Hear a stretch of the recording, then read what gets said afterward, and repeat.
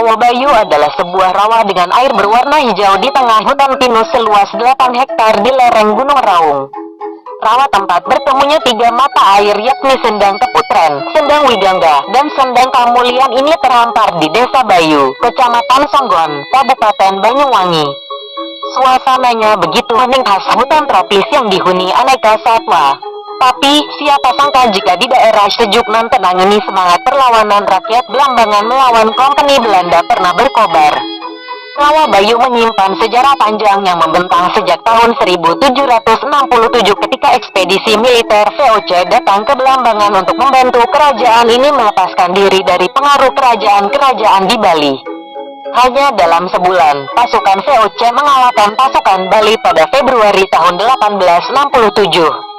Namun, ketenangan rakyat terusik 4 bulan kemudian setelah Wong Agung Wilis, saudara tiri Pangeran Adipati Danoningrat tahun 1736 sampai tahun 1764, Pati Raja terakhir Belambangan, melakukan pemberontakan. Pasukan VOC mampu mengalahkan Wilis dalam tempo setahun dan menunjuk keluarga Bupati Surabaya menjadi Bupati Belambangan tahun 1771 untuk program Jawanisasi dan Islamisasi di Belambangan guna memutus pertalian Belambangan dengan Bali. Tapi, rakyat Belambangan tidak suka sehingga muncul sentimen anti-Jawa dan anti-Islam hingga muncul pemberontakan yang dipimpin Jagapati yang mendirikan benteng di Desa Bayu. Berbekal bantuan kerajaan Menghui, Jagapati mengalahkan pasukan VOC dalam pertempuran besar pada tanggal 18 Desember tahun 1771.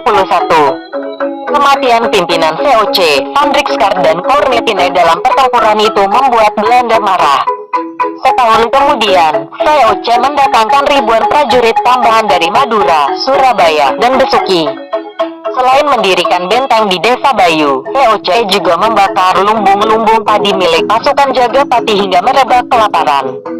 Dalam kondisi kesulitan inilah pasukan Jagapati diserang habis-habisan oleh tentara Belanda. Pertempuran di Desa Bayu ini dikenal dengan Puputan Bayu atau perang habis-habisan dalam istilah Bali.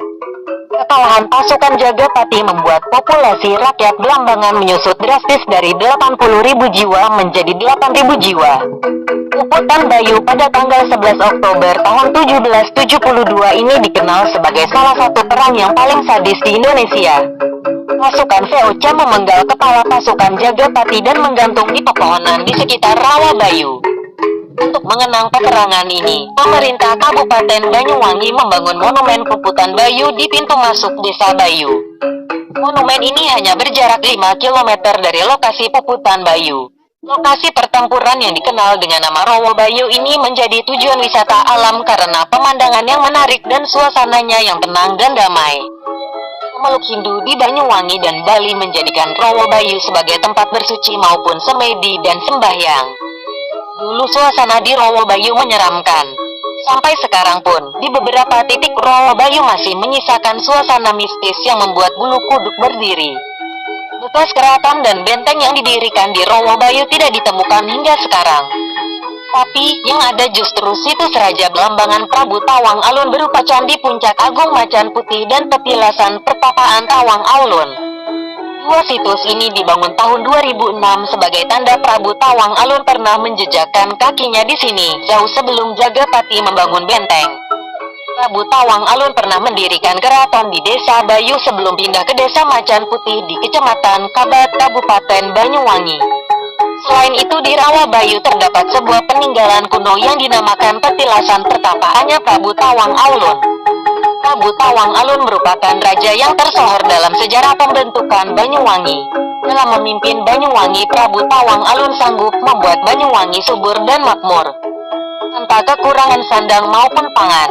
Berjalan dengan seiringnya waktu, sang adik yang bernama Wirobroto iri akan Prabu Tawang Alun.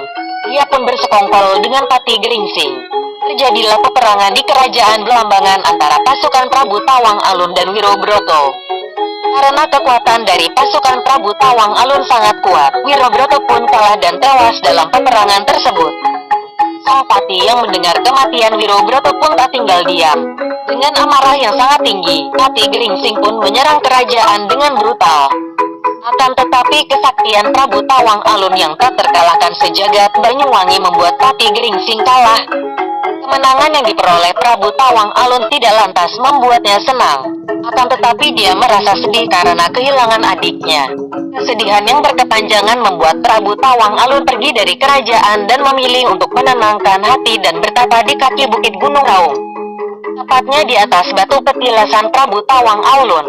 Menurut legenda, saat Prabu Tawang Alun bertapa ada seekor macan sakti yang menemaninya hingga akhir hayatnya. Ada cerita lain yang menyebutkan bahwa Prabu Tawang Alun bertapa di sini karena ingin mengikhlaskan tahtanya kepada adiknya. Jadi ayah dari Prabu Tawang Alun ini mempunyai dua anak. Menyadari dirinya yang sudah tua, akhirnya tahta kerajaan diberikan kepada Prabu Tawang Alun. Akan tapi sang adik iri dengan hal itu. Daripada terjadi perang antar saudara, akhirnya Prabu Tawang Alun mengalah dan menyerahkan tahtanya kepada sang adik. Dan beliau lebih memilih untuk memenangkan diri di tempat ini. 38 tahun Prabu Tawang Alun bertapa di sini dan berkelana ke alas Purwo.